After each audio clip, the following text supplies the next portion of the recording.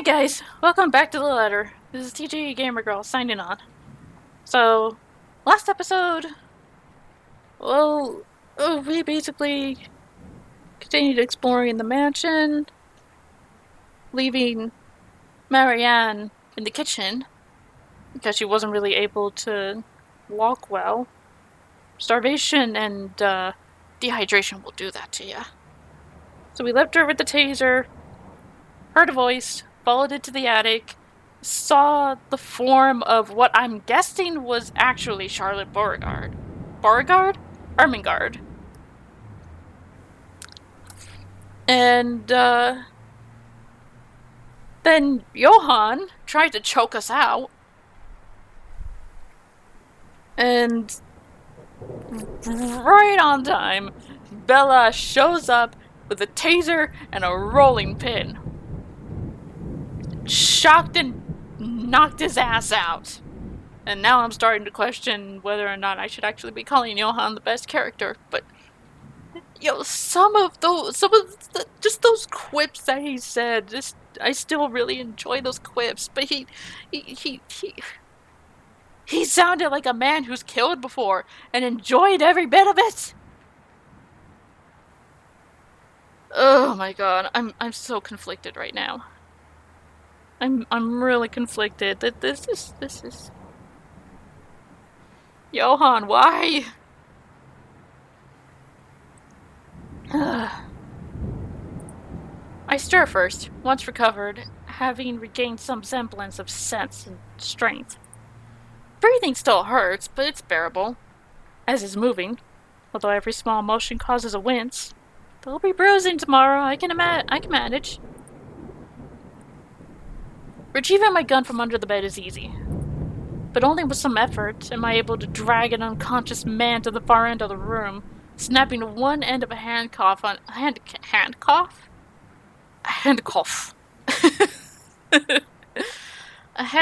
on his wrist while fastening the other on the bed frame. Yeah, just to keep him restrained for a few hours in case he wakes up prematurely.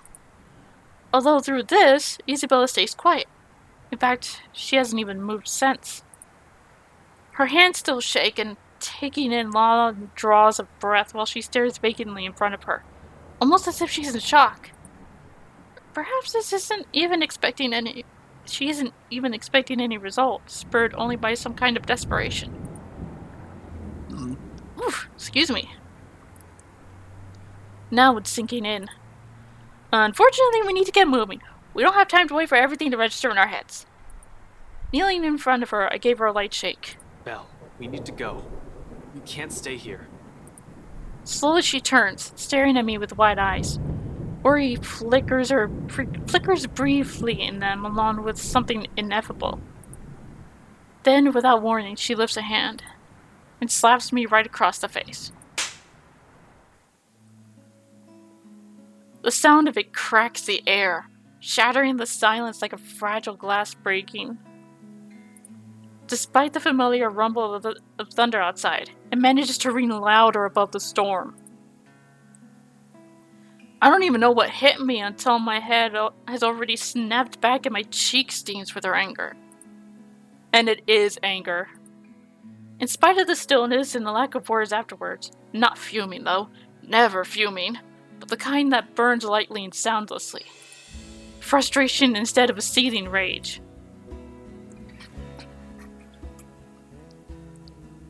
One that ebbs just as quickly as it flows. And once the tide subsides, there's only that gleam in her eyes, warm, steadfast, and unflinching. I quietly brace myself for the truth underneath that gaze. It slips from her lips, softly, nearly fading under the sound of the rain and still falling fast. If not for the weight of each of her words. What is wrong with you? Belle. If Zach didn't slip up, no one would have known where you went. Belle, one person knowing is enough. Any more than that, and... You almost died! He could have suffocated you right then and there, and you could have died. I told Zach to give me 4 hours. That would have been enough time to... It would have been too late!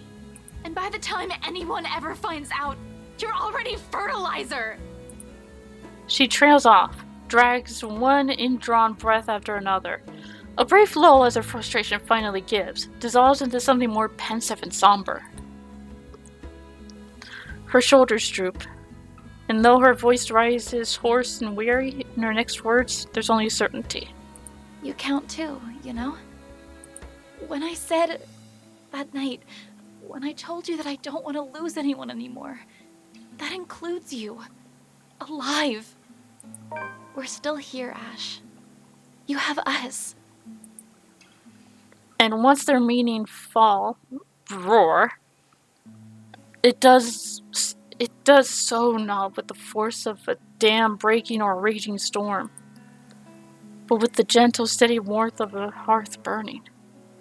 An ember easing slowly, lightly, rising and giving, until all that's left is a truth, an understanding. Not alone. Never alone. It lingers, even as we both drift back into silence and her words take root. Because in the gratitude that swells after is another warmth blooming. Pleasant, welcoming, like finding home. Like finding ourselves in the haze of a squall has left. Creating something fragile, yet immutable in both of us. It's in her eyes. In the way she holds my gaze, unwavering. In the way she carries herself despite sitting amidst a place she fears. In the way she keeps herself from trembling and falling apart because fear is inconsequential when people she cares about are at risk. A change. She realizes that now, holds on to it. Another little thing. Another small thing from her that may go unnoticed and pass by quietly, but will eventually amount to a lot of things. Tiny gestures that mean nothing at first, but began to matter to me one day, until... Oh. Despite myself, a small smile slips from my lips as the same warmth from earlier unfurls in my chest. Unhurried, familiar, bright from all these years I've carried it, but I've never given the words for it. Stop smiling like that, Ashton! I'm not done scolding you! But this time they come easy. I heard all of it. Don't worry. Are you really okay? That guy hit you a little too hard on the head. Here, let me... I reach up just as he extends a hand towards my face, catching her wrist in a light grip, drawing it closer, and folding her hand in between mine. Although her expression does shift into mild confusion, she doesn't pull away like I'm expecting. Instead, she stares at me, searching. For her to allow a gesture from me that's perhaps too close, it tells a lot how far things have already shifted in the past few years. Cradled in mine, her hand still trembles. Most of the tremors has already subsided by now, though I doubt it'll fade away this soon. Even as I trace the lines of her palm, in what I hope is a comforting gesture. I'm sorry, Belle. For what? Is this about what happened tonight? You can apologize later, when... No, well, this too, but it's not just about this. It's for a lot of things. For calling you clumsy, and careless, and a scatterbrain. Are you sure this isn't a concussion? You would think that, wouldn't you? Well, you don't usually apologize. Yeah, I know. I'm sorry about that too. For all the times I've teased you and made you cry. Unexpectedly, her fingers tighten around mine, our hands falling between us as something tender shifts in the air. Another exhale. All this while the guy who tried to kill him is unconscious in the same room, handcuffed to the bed, and could be waking up at any moment to try and finish what he started. There is a time and place for this shit. This is neither. Another drawn breath eases out of me, filled with every hesitation and uncertainty. But when I finally choose to break the silence, it's only when I know that what will slip past my mouth is the one truth I'll hold against the world. But for all those callous words, despite all those, there's nothing that I don't love about you. In fact, those things, I love those. And everything. Everything that's you. For a long moment, she offers no response. Her grip on my hand merely tightens. Although my heart's pounding hard against my ears, I take a chance to look up. Slightly leaning away and giving her a cautious glance, more than ready to hear her rejection. Instead, I find her on the brink of tears, with an almost unreadable expression on her face. When she notices my eyes on her, she hastily reaches up and wipes it with the back of her hand. It does not keep them from falling, and soon they trail down her cheeks, despite her best attempts. To say this is panic shooting right up at the base of my throat is a complete understatement. This isn't how I've expected this to go. Hey, Belle, did I say something wrong? Why would you? I don't even have anything. What? I don't have anything. I'm not rich. I live off instant noodles almost every day. I can't do anything properly without someone helping me. Except maybe if it's drawing, but that's beside the point. I didn't even get to graduate, even if I was so close. I'm not even sure that scholarship will get me anywhere. And ever since I came here, in the 5 years you've known me, I've got us into all kinds of trouble. So why would you even say that? I'm not... Maybe it's the moment itself that spurs me to it. The desperation, the fear of almost dying. But I've already said more than what I'll usually allow myself.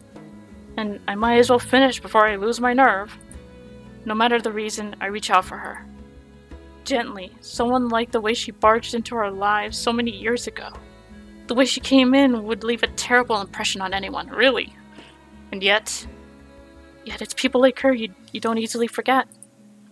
It's them that gradually worms their way into a person's life, till the very thought of losing them becomes unbearable.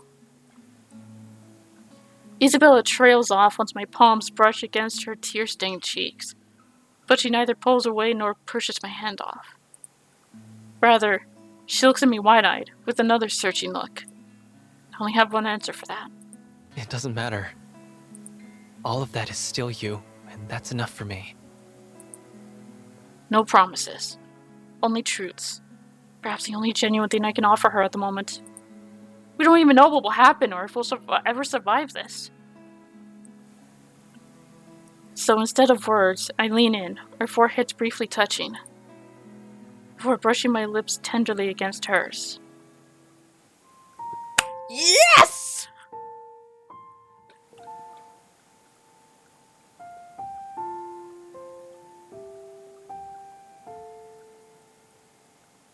I mean, we may die after this, but yes! Again, there is a time and place for this.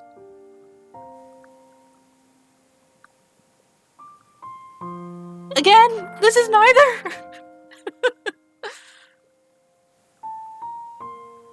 The kiss is nothing intimate by any means. There's a brief second once our lips touch when she tenses, unsure. A long moment of not knowing what to do with her hands until she settles them on me.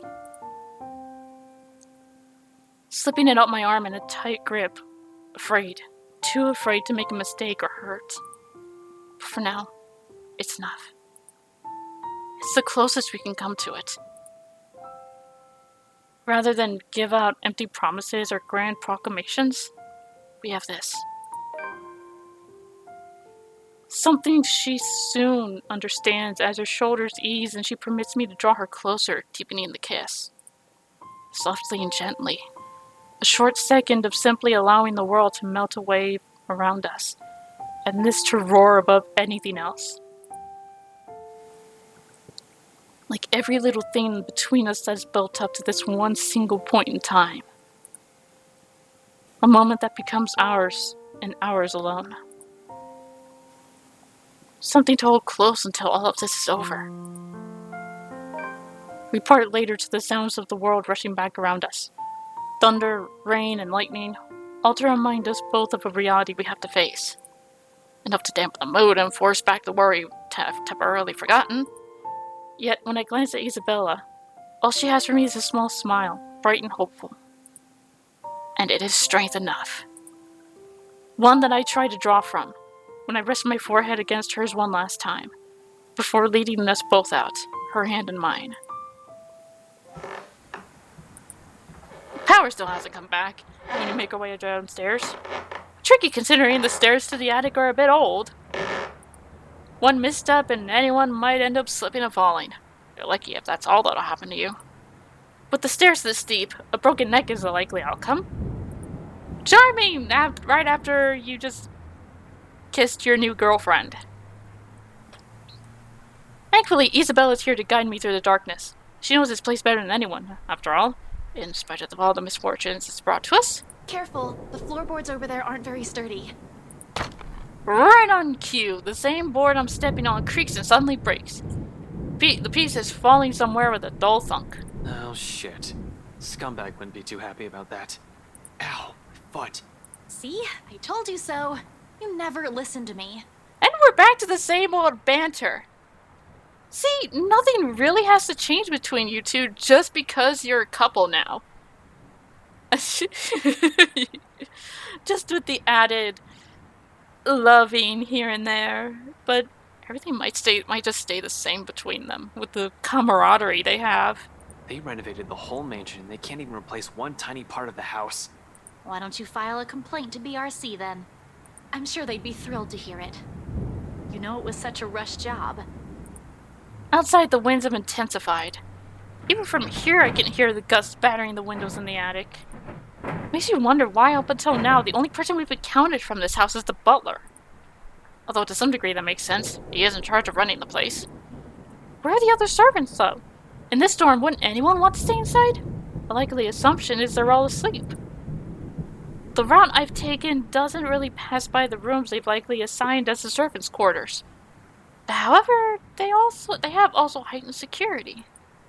I've brushed it off earlier, thinking they'll be posted a lot closer to where the master's rooms are. But the second floor is devoid of anyone as well. As if every inhabitant of this place suddenly disappeared overnight. More importantly, where's that scumbag? I don't like this.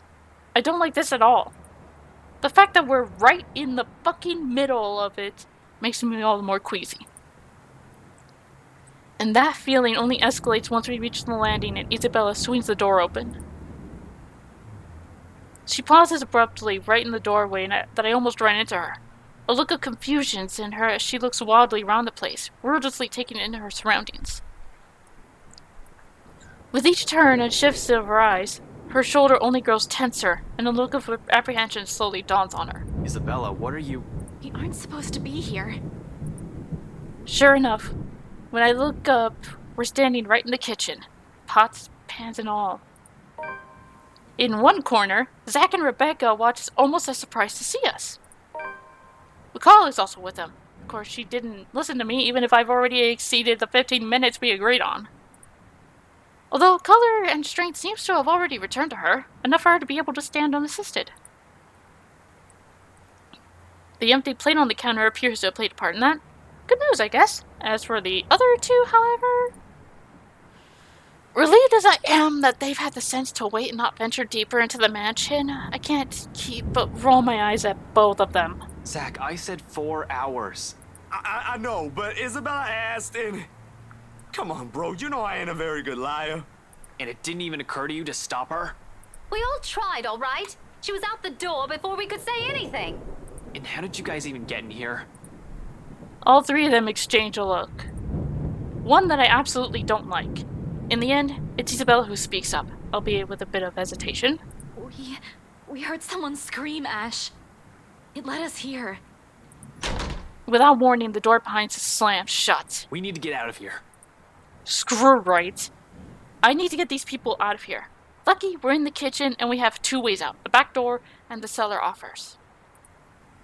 Except the hatch won't budge when I pull at it, neither does the back door. As if something's locked it firmly on the other side. Zach also gives it a few tries. But even with the big guy's strength, it won't open. There's a long bout of silence in which we all simply look at each other, likely sharing the same thoughts. We're trapped. Something or someone has intentionally led us here. Fuck. In that same moment, once realization dawns in, something shifts again. Blood. Every nook and cranny, over every surface, and in every inch of the floor. This time, unlike the first one I've seen, it remains, and gradually the whole room begins to reek of that familiar metallic scent. Sharp, suffocating. Around us, every object, including the cupboards, have started to rattle as well. The sounds from outside, foreboding rumble of thunder, and even the howling winds have begun to fade away, replaced by whispers, shouts, and cries of pain. Though inaudible, each beaten note bombards every crevice of my head with vague images and sounds. There's no time to make sense of everything, however. I'm already shouting, fueled purely by adrenaline, barking orders and making a break for the door that leads us to the next room, the dining. It should take us straight to the foyer where the main door is. Move! Run! Right in front of us, the mansion has started to change, and we're in the thick of it. However, instead of the dining room like it's supposed to open to, the bedroom welcomes us instead. An image that lasts only but a second before blood begins to seep into the room. Filtering into the walls, trickling from every nook and cranny, everywhere furniture shakes and every beam rattles. Before we can even step back from the horror gradually unfolding in front of us, the door slams shut. A loud thud, bringing a sense of dread and chill creeping in each of us. Along with it is another realization. The whole place is reordering itself. With the door closed tight behind us, showing no signs of budging even through sheer force, there's no choice but to go forward and hope to all gods that will lead us to an exit. Until then, running's the only thing we can do, spurred by nothing but fear and a sense of desperation to live. It's useless, Ashton Frey. But with each room we pass, it only becomes apparent that the house has no intention of letting us leave. It lured all of us here, and we've fallen for it. Now it's playing a little game with us, a sordid form of amusement. For whom? Their laughters are the only thing we can hear. With every hall we cross and doors we slide open, hope of finding an exit merely dwindles. The gun on my hip is useless here. I am useless here. Some fucking genius I am. Some fucking person I am to trust. Some fucking person to trust I am. All of those, they mean nothing in the face of the unknown. You finally figured it out. Huh, Ashton Frey. Just give it up. All of them will eventually die because of you. And you are going to die alone. Shut your fucking mouth. You know it's true, though. All of it. It's why all you can do is tell us to shut up. You don't want to hear a single word, because you're already aware of it. You can't even admit it to yourself. Who's the coward now? But no matter how hard you try, you're not gonna be able to save anyone. The more gruesome the place turns, the bleaker our chances simply get. Wails and screams fill our ears as we pass by. Words from a time and people long gone, laced with nothing but pure agony, calling out, reaching out to us. Their voices almost feel too real, as if we're not the only ones trapped here. That there are others begging for release from this wretched place. Or maybe it's all just a show, a taste of what we will eventually be. Souls forever held captive in a never-ending nightmare. Mother, I've done it, Mother. Take me with you, please. I can still hear her. She's here. Help me! Help me, please! Is this what the curse is? What it means for all of us? That the letter's not a morbid cry for help, but an invitation. Beckoning for unsuspecting souls to be dragged into this place's horrors, to be put under centuries and centuries of torment and agony. Suddenly dying a painful death seems preferable, enticing than ending up here, living a tortured existence. Or perhaps it's all the same. Still, hope worms its way into me. Not a usual thing for someone like me. But after going through countless doors and corridors with every little sign of hope I'm willing to cling to, as long as it'll get us out of here. We're back in the dining room again. How long have we been running? How long since we left the kitchen? At some point I've lost track of time. With the windows barred tight and the sounds of lifting in the air, but shouts and shrieks it's impossible to tell. Not that it matters when an end is in sight. Shelves and furnishings bar the door, each stained with blood and gore. That if the situation isn't as desperate as it is, I'll find a different way out. But there's still a gap in the left at the gap left at the topmost part for a person to go through, as long as you see the shelves to climb. As long as you use the shelves to climb. It's next, all right. From here, I can spy the familiar walls of the foyer. Relief. Only relief washes over me. Although my legs have been strained taut by all that running, and every bone and muscle in my body ache, there's only an easing. A sense of tension relieving while energy flows back through me again at the sight of an end. No sooner, I'm leading us out of it. Zach helps McCall at first, assisting her up and through the gap before giving a hand to both Rebecca and Isabella. The moment the ladies are in, I nod for him to go through. Go ahead. I'll watch your back. Surprisingly, he does that without any protests. Not that there's any need to. Sometime after entering this room, the whole place has calmed down. No wails, no whispers, just a silence too deafening. But I'm not letting my guard down until everyone's on the other side of this nightmare. Safe.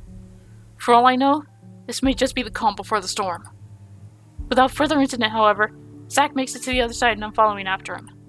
However, all this hushes. I turn my back from it and climb up. It's a tight fit, but I manage to squeeze myself in. The unease remains, though. Maybe it's the adrenaline coursing through me, or how easy everything has been after living through that nightmare, fleeting as it is. But for some reason, something's still nagging at me. Call it detective's instinct or my training or whatnot. I have a feeling something's going to happen and catch us unprepared. Unconsciously, before dropping down on the better side of this dream, my hand shifts to the gun on my hip.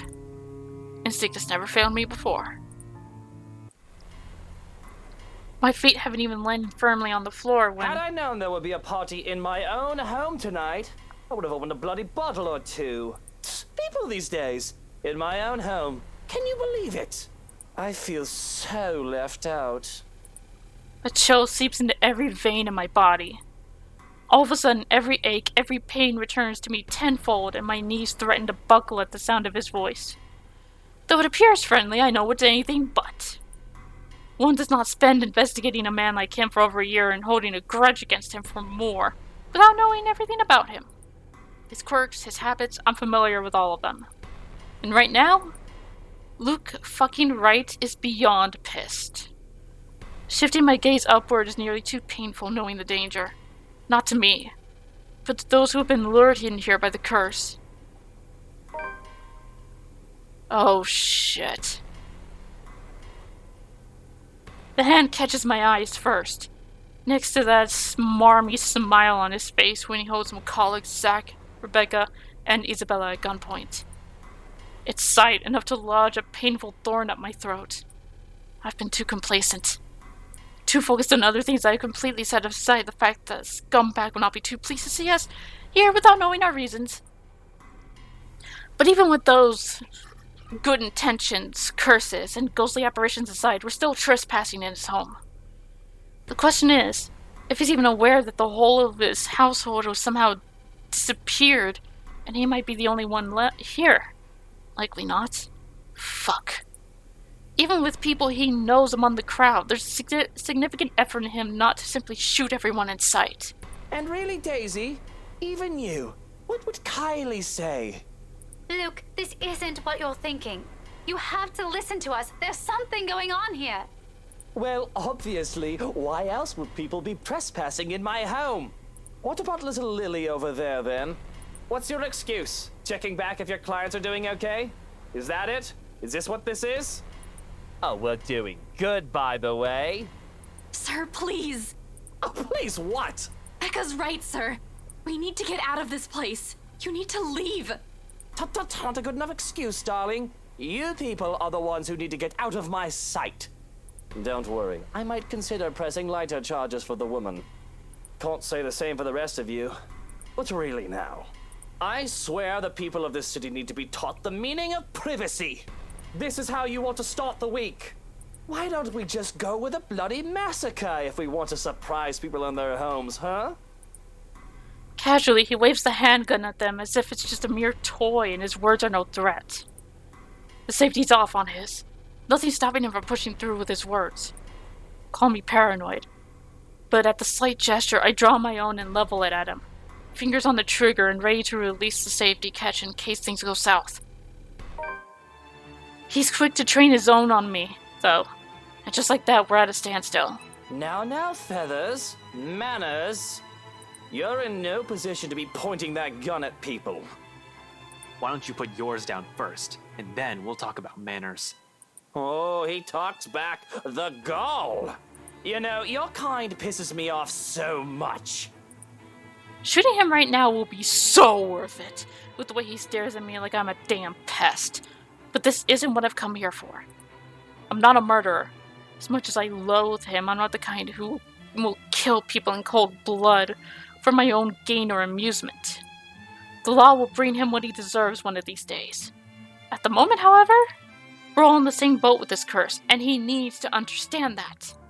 The longer we stand here, the more time we're wasting and losing. Something we don't have much of. But how can I convince him? This scum is so full of himself. Prefers to hear the sound of his own voice more than those of the people around him, no matter how much sense they make. Probably the only way I can make him listen is if I beg. No way in hell that's happening. Maybe I should eliminate the immediate danger first and disarm him.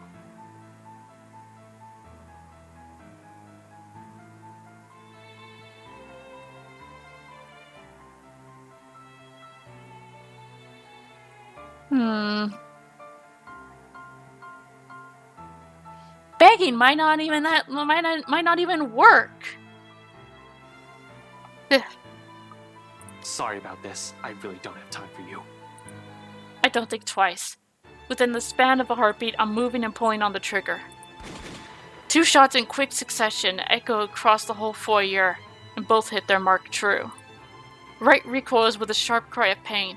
His pistol falls useless to the floor with a loud clink, followed by drops of blood from his bleeding wrist. Why, you insolent!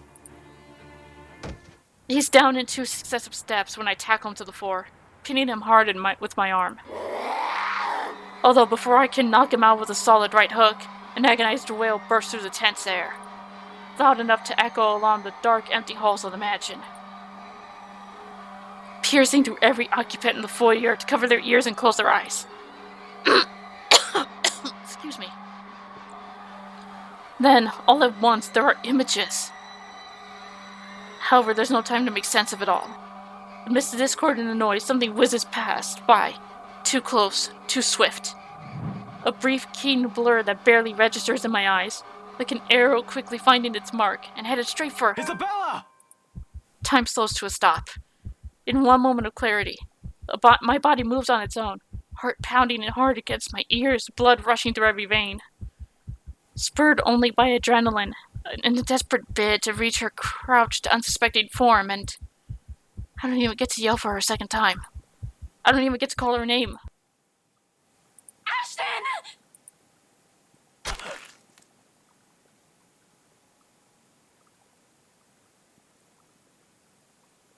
An acute pain bursts through my chest in the next instant. All of a sudden, everything around me feels too sharp. Every edge, every point. Even the act of drawing a deep breath alone stings and burns my lungs, while an intense ache slowly spreads throughout my whole body. Numb. I feel numb. My hand comes away bleeding, shaking, while I can only let out a wet, ragged laugh. Soon, without warning, going down on my knees, the whole world is pitching sideways. An arm, warm and welcoming, is on me the second I stumble back, catching my fall. Isabella has always been warm, after all. Ash?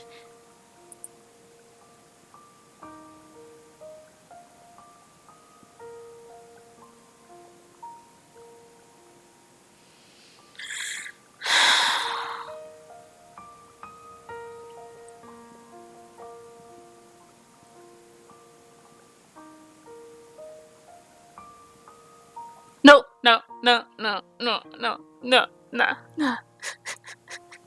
No, I'm not letting all that hard work of getting these two together go to waste. I'm going to see what happens when I beg. Okay, let's see what happens when we beg. I am not losing Ash and Isabella being together, okay? My life's not the only one at risk here, however. There's Zach. There's Rebecca. There's Isabella. Colleagues here as well. We're all unknowing victims to this fucking curse. I'm in no position to pick who to save and who I should simply let die. I suppose my pride could take a few hits, and I could set aside my beef with this asshole. Taking a deep breath, slowly I lower my pistol. Though still on the edge and at ready, in case he does something, I do my best to assume a less aggressive stance. Listen, right. I need you to. You broke into my house, and somehow, you expect me to listen like a good little boy. Are you a bit touched in the head, Feathers? I'm not the one breaking laws here. Look here, fucker. If I wanted you dead, I could have done it so many times already. In fact, I can easily shoot you down right here, right now. And you won't be able to do a damn thing, even with that gun. Suddenly he laughs, almost howling in fact. Like I've just told him the best joke he's heard in all his life. The only thing missing is for him to keel over and start rolling around the floor. All while I do my best not to sock him with the sorry end of my pistol. You have guts, Feathers. You have guts. Did you hear what you just told me? You've just threatened me inside my own house. My own home. You know what I'm thinking right now? In another lifetime, we would have probably gotten along well. He's right on that, at least. I might have ended up like him if I didn't have Professor Andrew, Rebecca, Zach, and Isabella. Well mistaken, it would have been too late for me. With his laughter reigns all those possibilities I could have lived, but I've never been given the choice. Well, because I have other people with me. People who care. A sobering realization. But not so much when suddenly his chuckling stops. In 2 heartbeats, he marches toward me, grabs my collar, and aims his gun right at my head. Ashton! Luke, no! Hey, now you two, I'm sure we can all talk about this first. At this distance, a slight flicker of that finger on the trigger will do more than kill me. What is it that you people really want with me? This is the second time this week, and I'm really getting weary of this little game. Did the NCA send you to apprehend me, or has somebody paid you off to kill me? Which one is it, Feathers? Mind you, my arm's getting tired. Better answer quick if you don't want to beat the business end of this gun. I keep my eyes trained on him, in spite of the huge threat he poses right now. Because if there's anything people like him, like us, prefer, it's honesty. You don't give that impression without keeping solid eye contact. I'm not with NCA. I'm just here to help. There's something else in this house, and we're all in danger. You have to believe me, right? You need to let us go. You need to get out of here before it's too late. If you want to keep your sorry ass alive, you'll listen to people with more brain cells than you. Why, you insolent! His finger moves, but I'm prepared. My hand ready to reach up, disarm him, and knock him out. If I have to drag him out of this place unconscious to keep him from suffering the fates of every other person who's died from the curse, so be it. However, before either of us can fire a shot or tackle the other to the ground, another voice echoes through the foyer. A small little thing compared to the storm raging outside, it reigns above it, nevertheless, causing all of us to stop and turn. At the top of the staircase, Hannah Wright stands, with the thing, with the hands and neck. To make matters worse, that thing's behind her, menacing, a rotting hand wrapped firmly around her neck. She looks like death. Pale and shaky, eyes red with tears. We nearly don't hear her as she pleads. Luke, help me. Please. Outside, another streak of lightning flashes and a clap of thunder ripples through across the sky. As if this whole thing can't get any more foobar than it already is.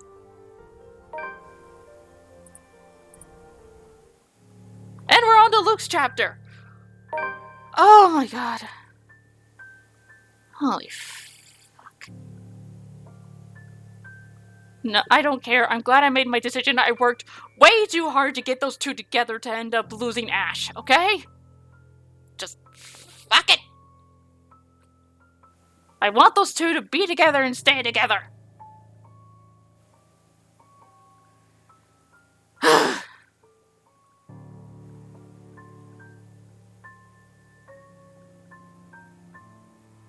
I'll end the episode there. We'll be starting Luke's chapter in the next one.